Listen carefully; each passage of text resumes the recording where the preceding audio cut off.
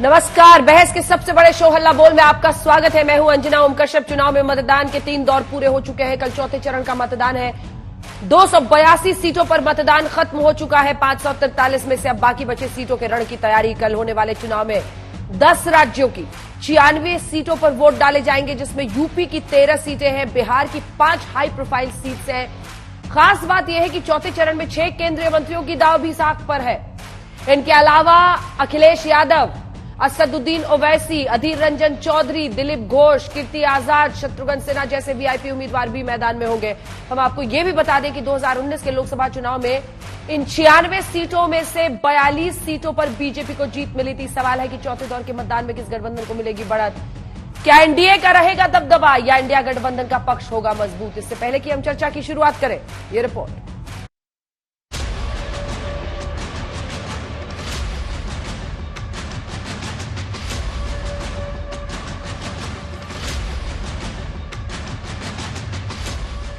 ये जोर है चुनाव की आधी लड़ाई जीतने का। ये जंग है लोकसभा के चौथे चरण के मतदान की। पीएम मोदी ने ताबड़तोड़ रैलियों के बीच एक बार फिर 400 पार की हुंकार भरी। वहीं कांग्रेस के 50 के अंदर सिमटने का दावा किया।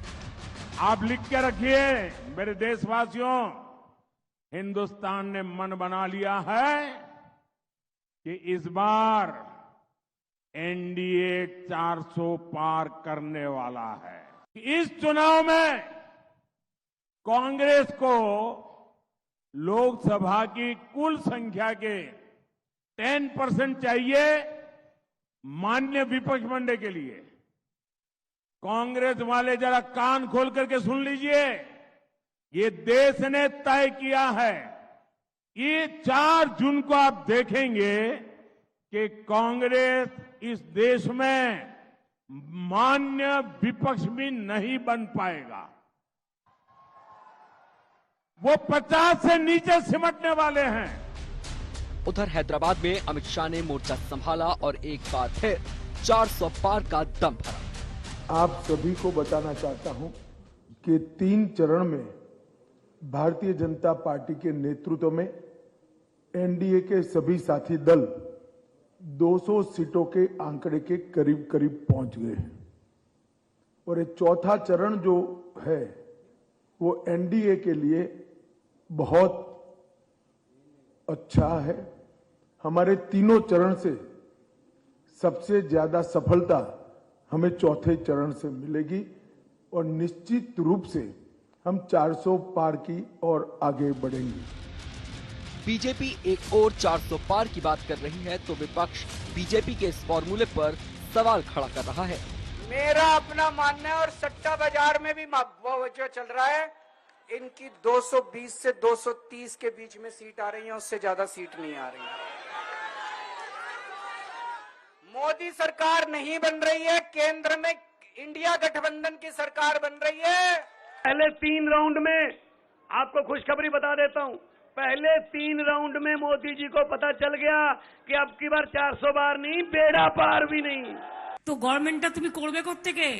इस बार 400 पार। আমি বলি इस बार एपार ओपार पगार पार। चौथे चरण में कई वीआईपी सीटों पर भी मतदान होना है, जिसमें यूपी की कन्नौज सीट पर अखिलेश यादव के लिए नाक की लड़ाई है। कन्नौज में योगी आदित्यनाथ ने मोर्चा संभाला तो वहीं सुब्रत पाठक ने कुछ बाहरी लोगों के कन्नौज में गड़बड़ी को लेकर डीएम को चिट्ठी लिखी। समाजवादी पार्टी ने प्रदेश की जनता जनार्दन की सुरक्षा के साथ खिलवाड़ किया। ये दोनों एक ही थैले के चट्टे बट्टे हैं और इसीलिए हमेशा मिलकर के फिर जोर आजमाइश करना चाहते हैं। कन्नौज के तमाम मुस्लिम बाहुल्य क्षेत्रों से मुझे इस प्रकार की सूचना आ रही है मेरे कार्यकर्ताओं के द्वारा कि वहां पर कुछ संदिग्ध लोग उन्होंने देखे हैं जिनको उन्होंने अपनी पूरी लाइफ में कभी नहीं देखा, और वो लोग वोट डालने का ऐसे कह के आ रहे हैं। तो मेरा ये है कि चूंकि इस बार मुस्लिम का भी गरीब तबका जो है वो भारतीय जनता पार्टी को वोट कर रहा है, तो कहीं ऐसा तो नहीं कि उन गरीबों को दहशत में लेने के लिए कुछ इस प्रकार के लोग बुलाए गए हों। उधर अखिलेश यादव ने एक चरण का हिसाब गिनवा दिया और बता दिया कि सरकार तो इंडिया गठबंधन की ही बनने वाली है। ये घबरा गई, वोट पड़ने से पहले ही घबरा गई बीजेपी। वोट पड़ने से पहले ही घबरा गई है। और ये चौथे चरण में 20 का चरण है, बीजेपी का पूरा बैलेंस खराब कर दिया। और 7वें चरण में आते आते भारतीय जनता पार्टी अपनी हार देख करके, 7वें आसमान में जनता का गुस्सा देख करके ये घबरा जाएगी। मंच पे आते हैं चुनाव के समय, रोने लगते हैं बच्चे की तरह, कहते हैं कि मुझे गाली दी, कहते हैं कि मुझे गाली दी। अरे हिम्मत करिए मोदी जी, सार्वजनिक जीवन है, हिम्मत करिए, इंदिरा जी से सीखिए, उस दुर्गा रूपी महिला से सीखिए जिसने पाकिस्तान के 2 टुकड़े कर दिए। यहाँ बीजेपी में या एनडीए में सब नालायक लोग हैं। अब इनको आना पड़ रहा है तो डरे हुए हैं, और डरे हुए इस बात पे है कि बिहार इस बार चौंकाने वाला रिजल्ट दे रहा है। बहरहाल 13 मई को चौथे चरण का मतदान हो जाएगा, जहां जनता अपने मन की बात ईवीएम की बटन दबने के साथ ही तय हो जाएगी। आज तक ब्यूरो। सबसे पहले आपका परिचय खास मेहमानों से करा देते हैं। अजय आलोक भारतीय जनता पार्टी के राष्ट्रीय प्रवक्ता हमारे साथ जुड़ रहे हैं। अतुल लौंडे पाटिल साहब कांग्रेस पार्टी का पक्ष रखेंगे, राजीव रंजन जेडीयू का पक्ष रखेंगे और मानव जायसवाल टीएमसी का पक्ष रखेंगे। आपको बता दें, देखिए 13 सीटों पर यूपी में अजय आलोक को दिखाइए, और जो बिहार की सीटें हैं 5 की 5 हाई प्रोफाइल सीटों पर ये वोटिंग होने वाली है अजय आलोक, और लगभग माना जा रहा है कि इस फेज के अंत तक ये तय हो जाएगा कि किसकी सरकार बनेगी। किस तरह की उम्मीद आप लोग रख रहे हैं? और जो विपक्ष का ये बार बार कहना है कि अरविंद केजरीवाल की रिहाई हुई है, तमाम मुद्दे महंगाई से बेरोजगारी का वो उठा रहे हैं, आपको झटका लगेगा?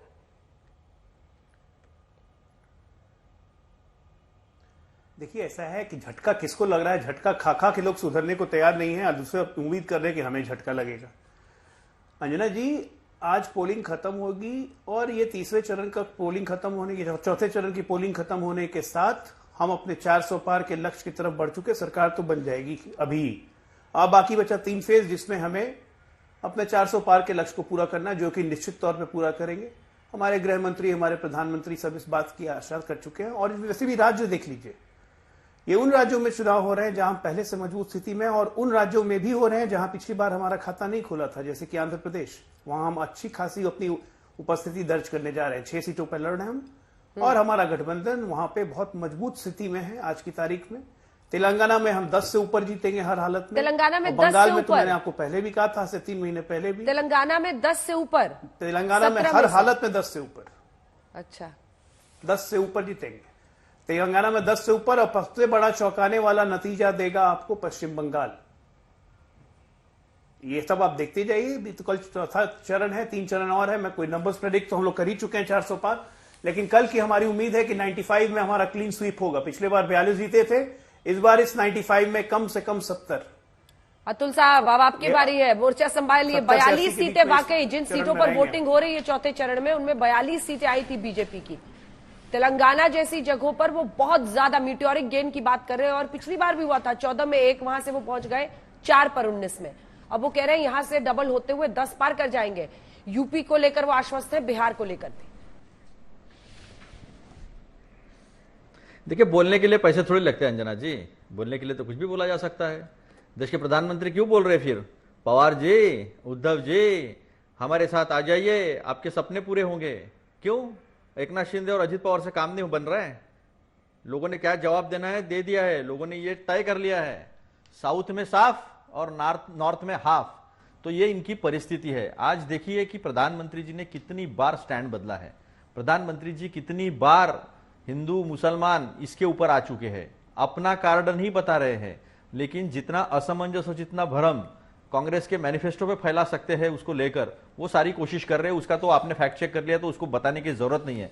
लेकिन एक बात तय है कि प्रधानमंत्री जी के पास कोई प्रोग्राम नहीं है। प्रधानमंत्री जी के मीटिंग्स में जिस तरह से लोगों की भीड़ कम होते जा रही है और जिस तरह से बौखलाहट प्रधानमंत्री जी की दिख रही है, ये साफ स्पष्ट कर देता है कि इन्होंने हार मान ली है अब ये मुंह जबानी बात करने के लिए कौन रोक सकता है? अंजना जी, तेलंगाना में 10 सीटों के ऊपर की बात कर पूरा करने दीजिए। अब कौन इस बात को मानेगा? कौन इस बात को मानेगा? वो तो आंध्र प्रदेश में भी बहुत उम्मीद से है, क्योंकि वहां पर टीडीपी के साथ उनका अलायंस इस बार हुआ है। पिछली बार वाईएसआरसीपी को 22 आए थे, टीडीपी को 3। इस बार टीडी की परफॉर्मेंस पर हर कोई दाव लगा रहा है, तमाम पोस्टर्स भी लगा रहे हैं, और टीडीपी के साथ वो वहां भी अलायंस में लड़ रहे हैं। छोटा सा एक कमेंट अतुल जी, फिर आ रही हूं अजय लोग। नहीं, देखिए, ये आंध्र प्रदेश में फुल स्टेट का पैकेज स्पेशल स्टेटस देने वाले थे, दिया इन्होंने? क्या जवाब देंगे वहां पर जाकर? अभी जनता तो मतदान कर रही है महंगाई पर, बेरोजगारी पर, और जिस तरह से इन्होंने लोगों को गरीब करके रखा है उसके ऊपर मतदान हो रहा है, और जिस तरह से इस देश के संविधान को धोखा पहुंचाने की बात हो रही है। क्या कभी इस देश के प्रधानमंत्री ने कहा, लल्लू सिंह को कहा, अरुण गोविल जी को कहा, मिर्जा जी को कहा? किसी को नहीं किया दिया, मिर्जा जी को किसी को नहीं कहा। 6 लोग ऐसे हैं, अनंत हेगड़े से लेकर, जिन्होंने कहा कि हमको 400 सीटें इसलिए चाहिए क्योंकि हमको संविधान बदलना है। आज अरविंद केजरीवाल जी ने तो पोल खोल के रख दी, 1 नेशन 1 लीडर, सबको निपटा दिया 75 साल की उम्र के हिसाब से, अडवाणी जी से लेकर मुरली मनोहर जोशी जी से लेकर। और अभी वो अतुल साहब, इन्हीं सीटों पर आपको सिर्फ 6 आई थी पिछली बार, और बीजेपी बार बार कह रही है कि डबल डिजिट क्रॉस करना कांग्रेस के लिए फिर मुश्किल है। मैं आपको दावे से बता रहा हूं कि ये 200 के अंदर जा रहे हैं, हम 150 पार कर रहे हैं। और इस बार और 19 में बहुत फर्क है। 19 में जो झांसा दिया था ना, उसकी पोल सत्यपाल मलिक जी ने खोल दी कि ये इस देश के प्रधानमंत्री और भाजपा किस स्तर पर जा सकते हैं चुनाव जीतने के लिए, चुनाव के लिए क्या प्रोग्राम है अभी तक नरेंद्र मोदी जी ने बताया नहीं है। बाकी दोनों 19 की पोल जो है वो पूरी खोल चुके हैं। बाकी दोनों मेहमान अंजना जी, अंजना जी, विपक्ष की मानसिकता आप इसी से समझ लीजिए कि ये हराने के बावजूद भी हमको कह रहे हैं कि हम 200 के अंदर रहेंगे और हम 150 पार करेंगे, मतलब तब भी यही हमें जिता रहे हैं। क्या कहने हैं इनके? 220 अरविंद केजरीवाल 220 से 230 देते हैं, राहुल गांधी 150 पार नहीं करवाते हैं, अतुल लोंडे पाटिल राहुल गांधी की बात कर लेते हैं, 200 के अंदर रखते हैं। मतलब आपसे 4 मिनट बात में इन्होंने एक बार भी कांग्रेस पार्टी का नाम भी नहीं लिया। अब करेंगे भी क्या, लेंगे भी कैसे? 54 साल की मिसाइल 21 बार लॉन्च होकर बार बार डिफ्यूज हो जाती है, कभी एक्सप्लोड करती नहीं है, तो क्या करेंगे बेचारे? पूरी कांग्रेस डिफ्यूज हो चुकी है। बेचारे 54 साल के मिसाइल को बार बार देखते हैं कि कब एक्सप्लोड करेगा, कब एक्सप्लोड करेगा। वो टेक ऑफ करता है, 21 बार टेक ऑफ करता है, टेक ऑफ डिफ्यूज। यही इनकी कहानी है। निराशावादी मानसिकता से भरे हुए लोग हैं, इनसे क्या बात करूं? देश आगे जा रहा है, देश आगे बढ़ रहा है, देश मजबूती के साथ बढ़ रहा है, प्रधानमंत्री मोदी जी के नेतृत्व में बढ़ रहा है। और जहां तक निपटाने की बात, पूरा विपक्ष निपट गया भाई साहब, बचा कौन? सब तो निपटे ही हुए हैं। अपनी चिंता करिए ना, थोड़ा अपने पे बात कर लीजिए। हमें क्या जरूरत है आपके मैनिफेस्टो पे बात करने की? सड़ा गला मैनिफेस्टो लेकर आए, जाके इस मैनिफेस्टो से पाकिस्तान में चुनाव लड़ते, हिंदुस्तान में क्यों आगे चुनाव लड़ने? देखिए अजय आलोक जी, मैं तो महीने भर घूमी हूं पूरे देश के अलग अलग 100 सीटों पर। एक तरफ ऐसे लोग हैं जो राम मंदिर के बनने से खुश है, गदगद है, और 400 पार का पीएम का नारा भी कई लोगों की जुबान पर मुझे सड़कों पर मिला। लेकिन बेरोजगारी एक ऐसा मुद्दा है जो हर जगह लोग उठा रहे हैं। हालांकि ये भी एक सच्चाई मुझे दिखी कि कई युवा कहते थे बेरोजगारी, फिर पीएम किस पर भरोसा है, तो नरेंद्र मोदी का नाम लेते थे। क्या लीडरशिप क्राइसिस, जितना भी आप अतुल लोंडे पाटिल साहब आप कहें कि ये इंपॉर्टेंट नहीं है, अरे 2004 में क्या हुआ था, लेकिन लोग भरोसा किस पर करते हैं, किसके नेतृत्व पर, यह भी बहुत मायने रखता है। एक छोटा सा आपका कमेंट, फिर मैं बाकी दोनों के पास जाऊंगा। जो हम 1 लाख गरीब महिला को देने की बात करते हैं, हम 30 लाख नौकरियां देने की बात करते हैं, हम किसान को एमएसपी देने की, लीगल एमएसपी देने की बात करते हैं, किसान का कर्जा माफ करने की बात करते हैं, हम आशा आंगनवाड़ी दीदी की बात करते हैं, हम गरीबों की बात करते हैं, हम श्रमिकों की बात करते हैं, तो ये कहते हैं उसको सड़ा गिला। ये कहते हैं पाकिस्तान में जाओ, पाकिस्तान में जाओ। पाकिस्तान में बिना बुलाए बिरयानी खाने देश के प्रधानमंत्री मोदी जी गए थे। बिना बुलाए आईएसआई को 70 साल में पहले बार आपने पठानकोट में इंक्वायरी करने, इन्वेस्टिगेशन करने बुलाया था। यह धंधा कभी कांग्रेस ने नहीं किया। जब वक्त आया तो 2 टुकड़े पाकिस्तान के कर दिए थे। तो सवाल यहां पर यह है कि इनके पास प्रोग्राम क्या है? इनके पास प्रोग्राम कुछ भी नहीं है। अग्निवीर दिया इन्होंने बच्चों को अग्निवीर दिया, और ये कहते हैं कि 75 साल की उम्र का हमारे यहां कोई प्रावधान नहीं है, हमारे संविधान में कुछ लिखा नहीं है बीजेपी के। तो बीजेपी के संविधान में फिर अडवाणी जी को, मुरली मनोहर जोशी जी को, सबको निपटाने का लिखा था क्या? डॉक्टर रमन सिंह तक। तो ये सारी जो चीजें हैं ना, ये देश के सामने खुलकर सामने आ गई है, और 2019 में पुलवामा में इन्होंने किस तरह से 40 जवानों के शहीदों पर चुनाव लड़ा था, यह भी जनता के सामने आ चुका है। तो ना तो प्रोग्राम है, महंगाई में लोग पिस चुके हैं, बेरोजगारी बड़े पैमाने पर बढ़ चुकी है, और इसी का जवाब जो है वो केवल और केवल कांग्रेस के पास है। ये राहुल गांधी जी ने जो 4200 किलोमीटर के पैदल चले और मणिपुर से मुंबई तक चले ना, तो लोगों ने जिगरा देख लिया है कि नेतृत्व क्या होता है। जब महिलाओं को निर्वस्त्र कर वहां उनकी इज्जत लूटी गई ना, अस्मत लूटी गई, तब वहां राहुल गांधी जी गए थे उनका सांत्वन करने, उनके पीठ पर हाथ रखने के लिए। देश के प्रधानमंत्री ने जाने की हिम्मत नहीं की। ये 370 की बात करते हैं, लेकिन कश्मीर में इनमें हिम्मत नहीं कि कश्मीर में ये चुनाव लड़े। तो ये सारा इनका जो ढोकसला है, ये ढकोसला लोगों ने पहचान लिया है, और इसीलिए इनको हर जगह जो है कहते घूमना पड़ रहा है कि आ जाओ हमारे साथ, आ जाओ हमारे साथ, जबकि एनडीए नाम की कोई चीज नहीं रही है। लेकिन इंडिया गठबंधन जो है वो पुरजोर तरीके से लोगों का एजेंडा लेकर लोगों के साथ ये चुनाव लड़ रहा है। तो देखना नतीजे क्या आएंगे। राजीव रंजन जी जेडीयू का पक्ष रखने के लिए आए हुए हैं। राजीव रंजन जी, गिरिराज सिंह से लेकर नित्यानंद राय, 5 सीटें हाई प्रोफाइल सीट्स जहां पर बिहार में इस बार वोटिंग होनी है, वहां पर क्या आपको लग रही है कि स्थिति डावाडोल हो सकती है? क्योंकि जो विपक्ष का गठबंधन है वहां पर, हालांकि आप ही लोग उठ के इधर आ गए, लेकिन वहां पर कांग्रेस और जेडीयू, माफ कीजिएगा आरजेडी, क्या टफ फाइट नहीं दे रही? देखिए, सबसे पहली बात तो यह है कि नीतीश कुमार जी पिछली बार एनडीए के साथ थे, इस बार भी एनडीए के साथ है। 2019 के जो नतीजे हैं, जिन 5 संसदीय क्षेत्रों में चुनाव होने हैं, ये 5 सीटें हमारी हैं। 3 सीटें बीजेपी लड़ रही है, 1 सीट वहां एलजेपी लड़ रही है और 1 सीट हम लोग लड़ रहे हैं। बड़े अंतर से जीतेंगे, इसमें कहीं कोई दो राय नहीं। और दूसरी बात है कि जो पूरे विमर्श में जो चीजें सामने उभर करके आती है, कई बार जब हम लोग इंडिया ब्लॉक में भी थे तो एक्सपर्ट्स बोलते थे महंगाई, बेरोजगारी हर शासन के खिलाफ एक बड़ा सवाल होता रहा है, लेकिन इस सवाल को इंडिया गठबंधन ने नैरेटिव बनाने में कामयाबी हासिल की। जनता का नैरेटिव गढ़ने में ये कामयाब नहीं होता है, और इसीलिए जो सवाल है उस पर लोग बराबर देखते हैं कि इन 70 वर्षों में जिनके पास 55 साल रहे उन्होंने क्या किया, जिनके पास 10 साल है उन्होंने क्या किया। जब ये 2 कालखंड है, 2 सत्ता के जो शासन के 2 मॉडल है, इन मॉडल का जो फर्क है, जब जनता वो देखती है तो पूरी तरह से वो आश्वस्त हो जाती है कि अगर कुछ कमियां रही भी होंगी तो भी बेहतर अगर कोई नतीजा दे सकता है तो नरेंद्र मोदी जी के नेतृत्व में एनडीए की सरकार ही दे सकती है। और इसीलिए कई ऐसे सवाल, केवल बेरोजगारी और महंगाई नहीं, इन सवालों पर तो कांग्रेस को कोई नैतिक अधिकार नहीं है इन सवालों पर बोलने के, इसलिए कि इन्होंने लंबा वक्त 3 राज्यों के चुनाव में केवल अपनी साख बचाने में गंवाया। राजीव जी, वोटिंग परसेंटेज में बिहार इतना पीछे क्यों रह रहा है? इसकी क्या वजह है? सब इसको डिकोड कर रहे हैं अपने अपने तरीके से, आप बताइए बिहार में इतना वोटिंग परसेंटेज पीछे क्यों रह रहा है? देखिए, ऐसे ये अगर नहीं है लोगों में। अंजना जी, आप चूंकि पूरे देश में घूम रही हैं, निसंदेह मैंने आपको रिपोर्टिंग के दौरान देखा है किस तरह से चिलचिलाती धूप में आपने काम किया है। मौसम का असर पूरे देश पर है और उसका नुकसान थोड़ा हुआ है, लेकिन पिछले चरण में जो बंगाल में थोड़ी गर्मी कम है सर, बंगाल में गर्मी कम थोड़ी है। बशीरहाट गई थी, वहां पर तो इंसान खड़ा खड़ा मतलब इवेपोरेट कर जाए, ऐसी गर्मी है बंगाल में। आप देखिए वोटिंग, हर प्रदेश की अपनी अपनी प्रवृत्ति और प्रकृति है।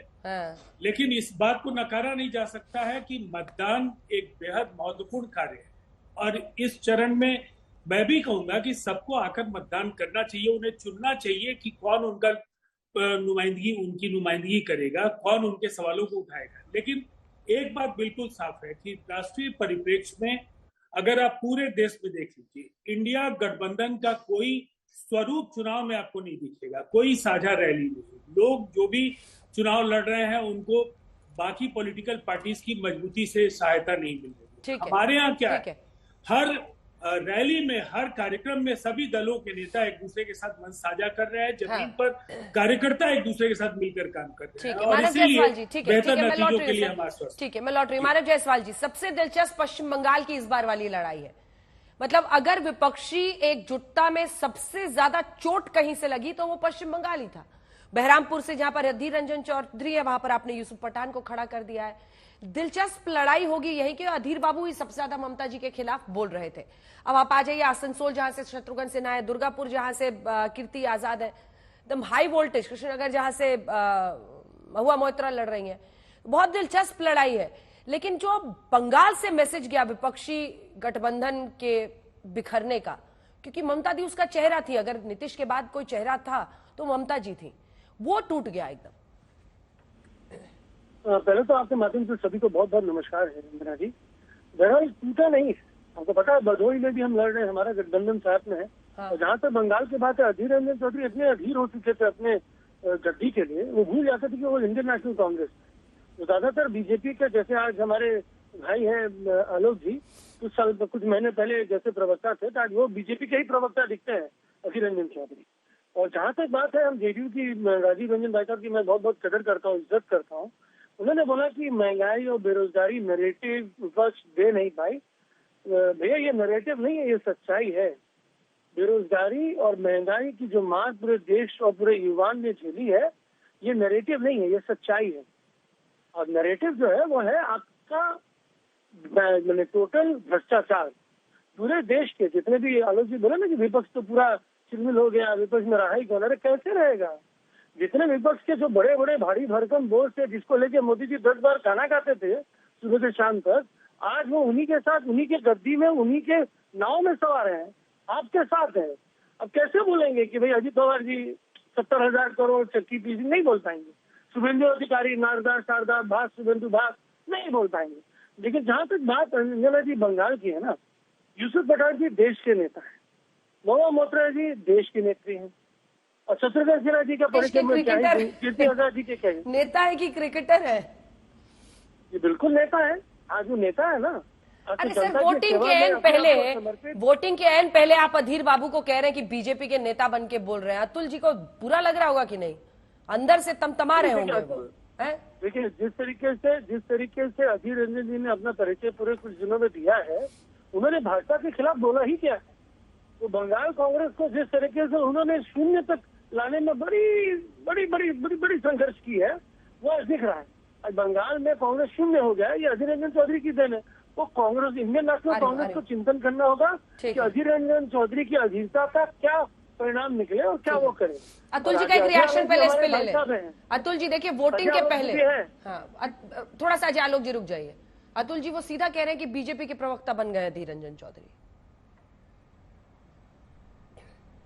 नहीं, देखिए अधीर रंजन चौधरी तो पक्के में हमारे नेता है, लेकिन उनके कुछ बातों से, कुछ बयानों से हम पार्टी सहमत नहीं है, उनका वो व्यक्तिगत बयान है। लेकिन मैं दो चीजें जरूर इसमें रखना चाहूंगा अंजना जी। पहली चीज कि देश के प्रधानमंत्री ये कहे ना एक एकलौते नेता है जिनको मानते हैं, तो क्या वो महिला सुरक्षा की लड़ाई प्रज्वल रेवन्ना, बृजभूषण शरण सिंह, कुलदीप सेंगर, ऐसे जो पूरी फेहरिस्त है बड़ी, अंकिता भंडारी के जो गुनहगार है उनको लेकर लड़ रहे हैं? और भ्रष्टाचार की लड़ाई अजित पवार, प्रफुल्ल पटेल, हेमंत बिसाव शर्मा, शुभेंदु अधिकारी, यहाँ पर यामिनी जाधव लड़ रही है, इन लोगों को लेकर भ्रष्टाचार की लड़ाई लड़ रहे हैं। और इनको लगता है जनता को समझेगा नहीं। इन्होंने पार्टियां तोड़ी, संविधान को तहस नहस किया, चीफ जस्टिस ऑफ इंडिया को हटा दिया इन्होंने समिति से, और ये कहते हैं कि हम किसी को कुछ समझ में नहीं आता। देश के प्रधानमंत्री ने जब संविधान कोई नहीं तोड़ सकता ये कहा, तो फिर उन्होंने ये क्यों नहीं कहा? जो 6 इनके बड़े नेता है जिन्होंने कहा कि संविधान बदलने के लिए 400 हमें जगह चाहिए, उनको क्यों नहीं खरी खोटी सुनाई? उनको क्यों नहीं, उनकी टिकटें क्यों नहीं काटी? उनके ऊपर कार्रवाई क्यों नहीं ली? तो इनके मन की बात जो है ना, इनकी मुख की पुस्तक देखकर जनता ने पढ़ ली है, तो ये सच्चाई है। जो बंगाल की सीटों पर चर्चा करी थी, 2 स्पेसिफिक सीटों पर मैं आपसे चर्चा करना चाहती हूँ अजय जी। दोनों पर आप जवाब दीजिएगा। वो महिला सुरक्षा के मुद्दे पर कई नाम ले रहे हैं, दूसरी तरफ वो भ्रष्टाचार के मुद्दे पर जिनको आपने गले लगा लिया उनका भी नाम ले रहे हैं। लेकिन देखिए, हैदराबाद की लड़ाई बहुत दिलचस्प है। मैं हैदराबाद भी बीते दिन थी। 54% से ज्यादा मुस्लिम वोटर है। अच्छा, माधवी लता असदुद्दीन ओवैसी को एक तरह से लड़ाई देने के लिए वो कोशिश कर रही है पासमानदार शिया मुस्लिम आए उनकी तरफ वोट दे, लेकिन क्या वाकई जो 40 साल से एक परिवार का गढ़ है वहां पर वोट सेंध लगा पाएंगे? आप आसनसोल पहुंची है बंगाल में, पहले पवन सिंह के नाम का आप लोगों ने ऐलान कर दिया, फिर पता चला रहे इसके तो वीडियो ही सब वहां के इमोशंस के खिलाफ थे, सेंटिमेंट के खिलाफ थे। फिर आपने एसएस अहलूवालिया साहब को दुर्गापुर से उठा के शत्रुघ्न सिन्हा के सामने खड़ा कर दिया है। क्या ये वहां पर आपको मुश्किल पैदा कर सकता है? क्योंकि उत्तर बंगाल में अगर आप देखें आपकी परफॉर्मेंस अच्छी रहती थी। आसनसोल तो टीएमसी को पहली बार शत्रुघ्न सिन्हा ने दिलाया उपचुनाव में 22 में। देखिए, उपचुनाव में हमेशा सरकार की चलती है, सब कोई जानते हैं। इसलिए शत्रुघ्न सिन्हा के उपचुनाव जीतने से आसनसोल का सीट का गणित नहीं बदलता है। ये मत भूलिए कि सुरेंद्र जी सिंह अहलूवालिया आसनसोल में ही पढ़े लिखे बड़े हुए हैं, बिहार के रहने वाले हम लोग जानते हैं, लेकिन आसनसोल पूरा पश्चिम बंगाल में उनके जीवन का बहुत बड़ा हिस्सा व्यतीत हुआ है। और जहां जहां गए लास्ट मोमेंट पे गए, जीते हैं, चाहे वो दार्जिलिंग हो, चाहे दुर्गापुर हो, अब आसनसोल हो। यहां पे भी 3 दिन पहले ही डिक्लेयर हुआ था और आसनसोल की जनता उनमें विश्वास व्यक्त करेगी, क्योंकि जिस सीट को भी रिप्रेजेंट किया है उस सीट में इतना काम किया है कि लोगों का उनके प्रति विश्वास बढ़ते गया है। यही है भारतीय जनता पार्टी की शक्ति। हैदराबाद की मैं बात कर रहा हूं, माधवीलता जो लड़ रही हैं, उनको मुसलमानों का एक बहुत बड़ा वर्ग का समर्थन मिल रहा है, जो ओवैसी के द्वारा सताया हुआ है। उसमें महिलाएं हैं। आपको पता है, अनकन्फर्म्ड रिपोर्ट के अनुसार 50,000 लड़कियां अरब भेजी जाती हैं हैदराबाद और वहां से, तेलंगाना से। उन सब का परिवार, उन सब का पीड़ित परिवार, इन सब की लड़ाई माधवीलता राजनीति में आने से 10 साल पहले से लड़ रही है। तो मैं ये बात, दूसरी बात बंगाल के बारे में बात कर रहा था। ये अधीर रंजन चौधरी, आप इनसे कोई भी सवाल पूछिए, ये लोग आपस में बात करने लगेंगे, एक दूसरे की टांग खींच। अरे बीच में क्यों बोल रहे हैं भाई? बीच में नहीं माधव जी, मैं आऊंगी आपके पास, मैं आपसे जवाब ले लूंगी इसके बाद। मेरा वादा है, रुक जाइए, उनको पूरा करने दीजिए, मैं आ रही हूँ आपके पास। माधव जी, इसके बाद आप ही बोलेंगे, पूरा कीजिए। ये इंडियन नेपोटिस्ट डकैट्स ऑफ इंडिया एसोसिएशन जो है, जो सो कॉल INDIA है, इनकी आदतें केकड़े जैसी है। ये केकड़े हैं बेसिकली, एक चढ़ेगा दूसरा खींचेगा, एक चढ़ेगा दूसरा खींचेगा। तो ये हमारी समस्या थोड़ी ना है।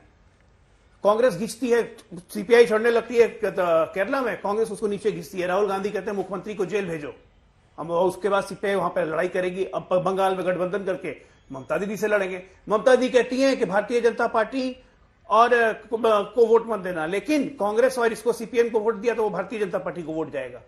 क्या लड़ेंगे हमसे? क्या खा के लड़ेंगे? इनमें कोई यूनिटी नहीं, इनका एक ही लक्ष्य है, किसी तरह से सत्ता को चिपके रहो। अब ये कह रहे थे बेरोजगारी की बात, तो सच्चाई है भाई, बंगाल में तो बेरोजगारी है ही नहीं। 5 लाख से 15 लाख प्रति कैंडिडेट लेके सारा का सारा शिक्षा घोटाला का सारा सीट बेच दिया उठा के। कहां से बेरोजगारी रहेगी बंगाल में? वहां तो बड़ी हरियाली है ना मानव गुप्ता। गजब बात करते हैं भाई। सुप्रीम कोर्ट ने केस स्टे दे दिया, हाईकोर्ट ने केस कैंसिल कर दिया, शर्म नहीं आती है बेरोजगारी की बात करते हुए। अरे हमने तो स्वरोजगार योजना के तहत 37 लाख करोड़ रुपया मुद्रा लोन इकट्ठा करवाया, 48,000 से ऊपर जनधन अकाउंट खोले, देश की इकोनॉमी बदल रही है, स्वरोजगार बढ़ते जा रहा है। ठीक है, मानव जी सवाल जवाब देंगे, नौकरी देंगे, क्योंकि आपने उन पर टिप्पणी किया था। मानव जी, राजनीतिक बेरोजगारी इन पे हो गई है। मानव जी, राजनीतिक बेरोजगारी की जब ये बात करते हैं ना, पता चल जाता है कि कब कब ये सिंबल बदलते हैं। पलटू राम इनके यहाँ सिर्फ एक नेता नहीं है, ये भी एक पलटू राम है। और पलटू राम करते करते ये सिर्फ चाटुकारिता में चले गए हैं। अलौकिक होइए, देश की व्यथा को समझिए। आज जो संजय खाली की बात राजनीतिक बेरोजगारी की बात सोचिए, समझे ना, पूरा का पूरा चिट्टा खुल जाता है, तब आप चुप हो जाते हैं। संदेश खाली जैसे कितने संदेश खाली आपने बंगाल में बनाए हुए, ये सबने देखा है। हो जाते हैं, अरे पूरे देश को आलोक जी बीच में नहीं, कितने दुराचारी है और किस तरीके से आपने पूरे देश को धोखा दिया। पैसे दे के गलत बयानबाजी आप करा रहे हैं। आपके अपने नेता ने वीडियो में आके कबूला है, क्यों नहीं बताना चाहते? अरे आप जैसे मेहनती है और दौरा लेने वाले लोग, हम लोग तो सिखाएंगे। आप 100 रोजगार की बात करते हैं, कौन से रोजगार से सम्मिलित है आप? क्या रोजगार है आपकी? कि भैया बीजेपी का झंडा थाम लिया? क्यों ऐसा ED-CBI का डर लग गया कि पता चल गया कि JDU के नीतीश जी पलटू राम में हम भी एक पलटू राम बन जाए? आपको सिर्फ एक मुखियाधीन हो रखा है। सुनिए, आपको ऐसा मुखियाधीन हो रखा है कि जो मोदी ही दिखेगा। पहले आइए, अपने आप को अलौकिक करिए। नाम आपका आलोक है, अलौकिक कर नहीं पा रहे, आगे भी रख दिए। अरे कर लिया सब, लेकिन पलटू राम है ना आज। अरे पलटू राम है ना जी, अरे पलटू राम है ना जी, सारा बंगाल तो इन्वेस्ट कर दिया। अरे आप पलटू राम है कि नहीं है? सारा बंगाल को इन्वेस्ट कर दिया ना। बिहार के प्रवासी मजदूर रोहिंग्या के साथ सारा बंगाल को इन्वेस्ट कर दिया। बिहार और उत्तर प्रदेश से जो गाय आ रही है, बार बार चूंकि पलटने की बात हो रही है, एक बार जरा दिखाइए उनको, राजीव रंजन जी को। राजीव रंजन जी, राजीव रंजन सिंह उर्फ ललन सिंह, ललन साहब, बहुत पता चला था कि बीजेपी वाले बड़े नाराज थे, पहले उनको दरकिनार आपको करना पड़ा, तब जाके गठबंधन के लिए वो राजी हुए। वो भी मुंगेर से चुनावी मैदान में है। देखिए, सबसे पहली बात बीजेपी वाले कहा उनके साथ मिलकर लड़ेंगे, पूरी तरह से मिलकर लड़ रहे हैं। जितनी सभाएं हुई हैं, सब में बीजेपी के बड़े नेता शामिल होते रहे। नॉमिनेशन से लेकर के बिल्कुल कल तक की भी जो सभाएं उनकी है। पर राजीव जी, ये तो एक सच्चाई है ना कि ललन सिंह के नाम पर ही सबसे ज्यादा लड़ाई थी। गृह मंत्री अमित शाह हर रैली में ललन सिंह का नाम लेते थे। ललन सिंह को पद से पहले हटाया गया, उसके बाद जाके आप लोगों का गठबंधन हो पाया। अब जमीन पर जो कार्यकर्ता वो कैसे दिल मिला लेगा? भारतीय राजनीति में ऐसे सवाल बराबर उभरेंगे और इनका जवाब जनता दे देती है। यह अलायंस जनता का स्वाभाविक और नैसर्गिक गठबंधन है, इसीलिए जनता का वोट मिलेगा। अभी आप देखिए, अगर आपको थोड़ा अजीबोगरीब हम लोगों का आना लगा होगा तो आप उससे कम अजीबोगरीब ये इंडिया अलायंस भी नहीं लगेगा कि जहां 42 की 42 सीटें टीएमसी भी लड़ेगी और कांग्रेस भी लड़ेगी और इंडिया अलायंस फिर भी बना हुआ है। लेफ्ट भी लड़ेगा लेकिन वो अलायंस बना हुआ है। ऐसी स्थिति तो कम से कम एनडीए में नहीं है। और जहां तक नीतीश कुमार जी का सवाल है, तो 20 वर्षों का लगातार उनका साथ एनडीए के साथ रहा है। 94-95 ऑनवर्ड लगातार वो बीजेपी के साथ रहे, गए आए, लेकिन जनता के बीच जो एनडीए और जनता दल यूनाइटेड के बीच का जो रिश्ता है उसको ज्यादा स्वीकार करने की स्थिति है। और इसीलिए कहीं कोई कठिनाई नहीं है, दो परफॉर्मर्स एक साथ लड़ रहे हैं और इसका असर बिहार पर होगा। नीतीश कुमार जी ने बिहार में नौकरियां दी, नीतीश कुमार जी ने बिहार में आधारभूत संरचना का अभूतपूर्व विस्तार किया। सामाजिक समरसता की दृष्टि से, चाहे वो आरक्षण का सवाल हो या जो भी महिलाओं के सशक्तिकरण को लेकर के बिहार एक मॉडल है। शराबबंदी जैसा ऐतिहासिक निर्णय है। इसीलिए दूसरी तरफ नरेंद्र मोदी जी एनडीए की अगुवाई कर रहे हैं और ये 10 वर्ष निसंदेह बेहद उल्लेखनीय ये 10 वर्ष है। इसीलिए जब एक जोरदार अलायंस जिसको जनता का आशीर्वाद प्राप्त है, पहली बार प्रो इनकम्बेंसी आपको हर जगह दिख रही है और दूसरी तरफ अपनी साख बचाने के लिए परेशान कांग्रेस, टीएमसी, तमाम दल। अब देखिए जो विमर्श की शैली, मैं अभी टीएमसी को भी देख रहा था, लगातार ऐसी हताशा और बौखलाहट। क्या इतना तय है कि बंगाल में संदेश खाली ने जो वहां की अराजक तस्वीर है उसको पूरी तरह से बेपरवाह कर दिया है। हालात इतने बिगड़ रहे हैं कि चाहे कांग्रेस के साथ अलग रह करके लड़ना या कांग्रेस के साथ मिलकर लड़ते, दोनों परिस्थिति में बीजेपी को वहां मनोवैज्ञानिक बढ़त है और वहां एक बड़े अंतर से ज्यादा सीटें बीजेपी वहां जीतने जाएगी। ठीक है। अतुल पाटिल साहब वो कह रहे हैं 10 साल का प्रधानमंत्री नरेंद्र मोदी का कार्यकाल उनको तीसरी बार जिताएगा। ये जो सबसे बड़ी बात राजीव रंजन जी की थी वो यही थी कि वो कार्यकाल ही जिता देगा। आप लोग जितना भी करें और विपक्षी गठबंधन कहीं पर टूटना, कहीं पर सीट शेयरिंग करना, जनता को आप ही ने कंफ्यूज किया है। नहीं, कोई जनता कहीं कंफ्यूज नहीं है। एनडीए कहाँ है इनको पता नहीं, अकाली दल कहाँ है, एआईएडीएमके कहाँ है, कहाँ से जोड़ तोड़ के लोगों को बिठाया। 25 पार्टियां ऐसे जिसकी 0 सांसद है, 7 पार्टियां ऐसे जिसके 2 सांसद है। लेकिन देखिए जनता क्या देखेगी, जनता ये देखेगी कि 10 साल में जो कर्जा देश पर 70 साल में 55 लाख करोड़ का था वो 210 लाख करोड़ का हो गया। जनता ये देखेगी कि यही देश के प्रधानमंत्री कहते थे कि जब देश का प्रधानमंत्री भ्रष्ट होता है और रुपया गिरता है, आईसीयू में होता है, तो ये तो 58 रुपए पे बात होती थी, अब तो वो 83 रुपए चला गया है। इन्होंने पेट्रोल, डीजल और इस पे इतने टैक्सेस लगाए हैं कि 35-40 लाख करोड़ लोगों के जेब से निकाल दिए। और विफलता तो अभी हमारे अजय जी बता रहे थे, 50,000 लड़कियां हैदराबाद से जाती है विदेश मंत्रालय क्या पाकिस्तान के पास में है क्या? या ट्रम्प देखता है देश का, भारत देश का विदेश मंत्रालय? 50-50 हजार लड़कियां जाती है और देश के प्रधानमंत्री और देश के विदेश मंत्री, गृह मंत्री क्या मुंह देखते रहते हैं क्या? ये तो शर्म आने वाली बात है कि 50,000 लड़कियां जाती है। ये तो शर्म आने वाली और भी बात है कि इस देश में 3 लाख करोड़ का ड्रग्स जो है वो गुजरात से आया, गुजरात के पिपावा पोर्ट से आया, मुंद्रा पोर्ट से आया। बीच में बोलो मत, समझता नहीं है। आलोक जी, मैं इसके बाद जवाब लेने आऊंगी आपके पास, आप ही को जवाब देना, उनको पूरा कर लेने दीजिए। लेकिन अतुल पाटिल साहब देखिए, मैं जब ट्रैवल कर रही थी दिन में, मैं कुरुक्षेत्र में थी जहां पर नवीन जिंदल के सामने सुशील गुप्ता आम आदमी पार्टी के कैंडिडेट है, आपके ज्वाइंट कैंडिडेट है हरियाणा में। वहीं पंजाब पहुंची लुधियाना शाम में, तो आम आदमी पार्टी और कांग्रेस वाले स्टेज पे खड़े होकर एक दूसरे को जबरदस्त तरीके से कोस रहे थे और जनता वहां पर यह सवाल पूछ रही थी कि कहां पे ये साथ लड़ रहे हैं, कहां अलग लड़ रहे हैं, कुछ समझ ही नहीं आ रहा है। तो ऐसे में ये जो कॉन्फ्लिक्टिंग एक लोगों के बीच संदेश जा रहा है वो वोटर को कहीं ना कहीं कंफ्यूज कर रहा है। यह एक इशू है जमीन पर, मुझे नहीं पता आप लोग कितना समझ पाए हैं। नहीं देखिए, नहीं देखिए अंजना जी, जमीन पे इशू क्या है ये हम भी समझ रहे हैं। आपने भी देखा, आपके साथ मैंने भी एक हेलीकॉप्टर शो किया है और हेलीकॉप्टर शॉट कैसा बैठा आपने देखा बारामती में।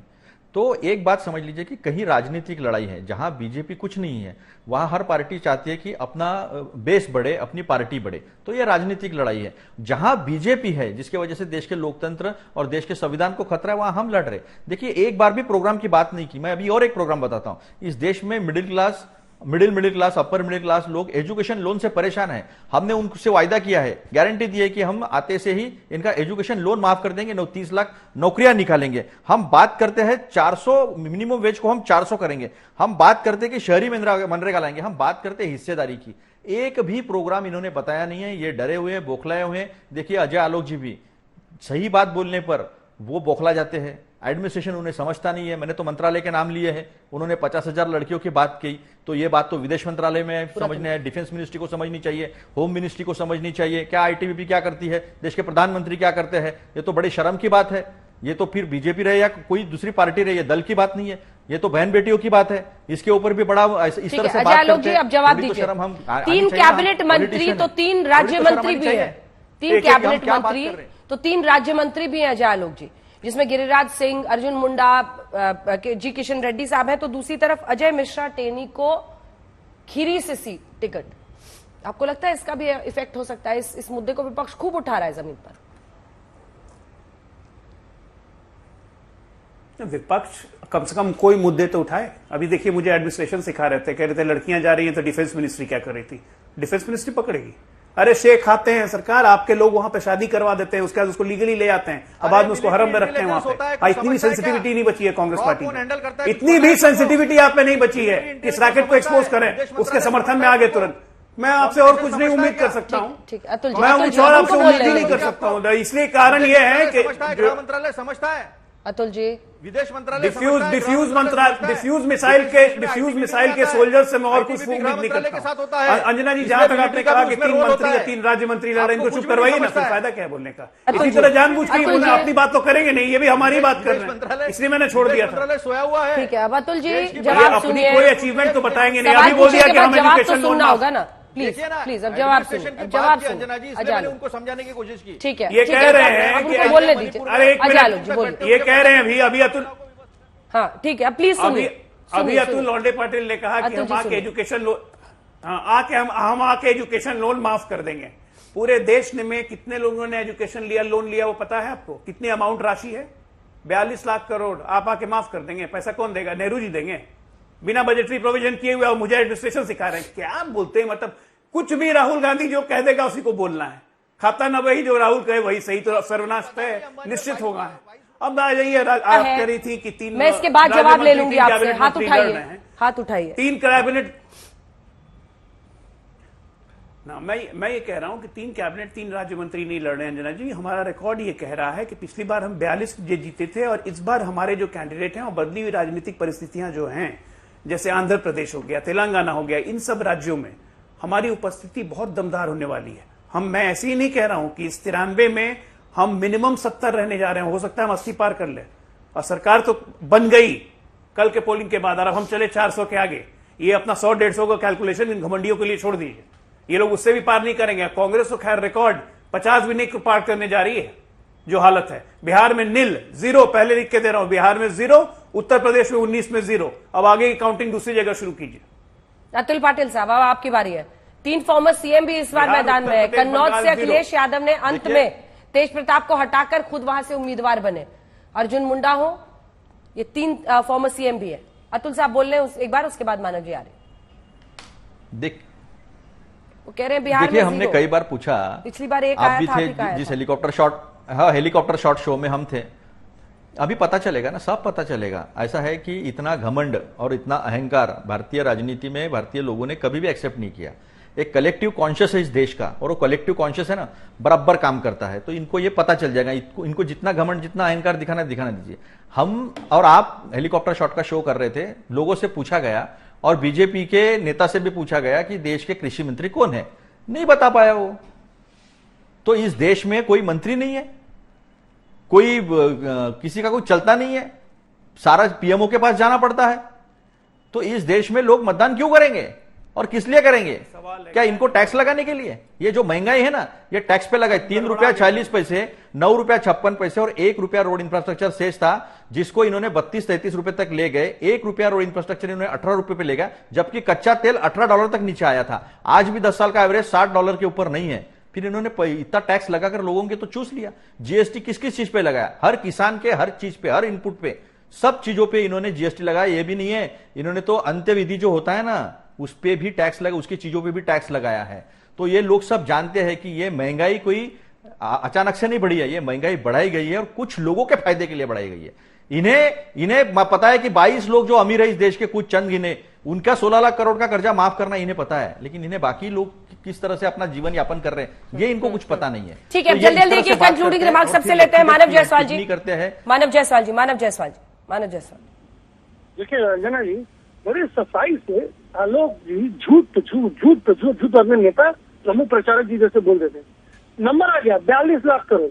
अरे ज्ञानी व्यक्ति, अज्ञान के पुजारी, अज्ञान के कुएं में डूबते हुए शिकारी, 1.5 लाख करोड़ का कर्ज नहीं है स्टूडेंट लोन पूरे भारत में। अरे कितना लोन है जी पूरे देश में, इसका ज्ञान आपको नहीं है। 50,000 महिलाओं को अपमानित किया है आपने, हमारे भारत को अपमानित किया है आपने। आज वो बता दिया है कि आप उस सरकार के पक्षधर हैं जो सरकार कुछ जानती नहीं, कुछ नहीं कर सकती, निकम्मी सरकार है। और यही है कि देश में हर बच्चा बोल रहा है कि अच्छे दिन आने वाले हैं क्योंकि मोदी जी जाने वाले हैं। यहाँ पे देश को जिस तरीके से बेचा जा रहा है अंजना जी, हमारे यहाँ कहावत है, पूछ सपूत तो क्या धन संचय, पूछ सपूत तो क्या धन संचय। राजीव जी, अगर ऐसे सपूत अगर बैठे रहेंगे तो देश को बचाने देखिए, सबसे पहली बात नहीं, मैं एक बात जरूर कहना चाहूंगा। अभी डिफेंस मिनिस्ट्री से लेकर के कई मंत्रालयों का जिक्र अभी अतुल पाटिल ने भी किया और मानव जायसवाल भी कर रहे हैं, लेकिन ये पूरी तरह से राज्य सरकार की जवाबदेही है कि वहां जो लोग भी इस तरह की शादियों के लिए आते हैं, एक संगठित व्यवसाय है। हैदराबाद में इस तरह की घटनाएं बहुत हुई हैं। अगर राज्य सरकार केवल वोटों की राजनीति के लिए इस पर प्रहार नहीं करती तो ये दुर्भाग्यपूर्ण है। ये एक बड़ी कुरीति है। वहां से मिडिल ईस्ट, गल्फ के कंट्रीज में वहां ऐसा हो रहा है और राज्य सरकार इसकी जिम्मेदारी से मुकर नहीं सकती। इसकी जिम्मेदारी आपको अतुल पाटिल से लेना चाहिए और अपने साथियों से भी बात करनी चाहिए। अतुल जी 2 लाइन सिर्फ, अतुल जी 2 लाइन, फिर मैं जवाब देना इसका। ये काफी गंभीर नहीं, ऐसा है कि पासपोर्ट लेकर कौन आता है, परमिशन लेकर कौन आता है, जब शादी ब्याह होता है तो नागरिकता कौन देता है, देश नागरिकता कौन छोड़ता है। और अगर इतनी गंभीर चीजें हो रही है और महिलाओं की असमत लूटी जा रही है तो ये सारा इंटरनेशनल मामला हो जाता है, अंतरराष्ट्रीय संबंधों का मामला हो जाता है। और आपको तो काफी वहां पर सबसे बड़ा सम्मान मिला है, तो फिर विदेश मंत्रालय, डिफेंस की मिलिट्री इंटेलिजेंस होती है, रॉ होता है, आईबी होती है, विदेश मंत्रालय, सारा सब कुछ होता है। ये क्या सोए हुए हैं? मुझे आश्चर्य लगता है कि law and order situation state की होती है प्रॉब्लम है, उसके बावजूद भी इस तरह से ज्ञान दे रहे हैं। ठीक है, जाइए अपने कांग्रेस के मुख्यमंत्री को केरला में पूछिए क्यों उन्होंने कहा था कि धर्मांतरण केरला में बहुत तेजी से हो रहा है। ये तो आपके मुख्यमंत्री खुद विफलता अपनी स्वीकार कर रहे थे कि हमारे राज्य में धर्मांतरण किया जा रहा है मुसलमानों का, हिंदुओं का धर्मांतरण मुसलमानों में किया जा रहा है। आपके मुख्यमंत्री थे, कहां गई आपकी जिम्मेदारी? ये निकम्मेपन करवाते हो ना आप, ये बोलो ना कि हम लोग प्रश्न देके ये सब काम करवाते हैं। चलिए, 10 प्रदेशों में चुनाव है, 96 सीटों पर वोटिंग है, चौथे चरण का मतदान अब होने वाला है, आधे से ज्यादा सीटों पर वोटिंग खत्म हो जाएगी, 4 जून को नतीजे आने वाले हैं। आप सभी का बहुत धन्यवाद हमारे साथ जुड़ने के लिए। देश दुनिया की बाकी खबरों के लिए आप देखते रहिए आज तक।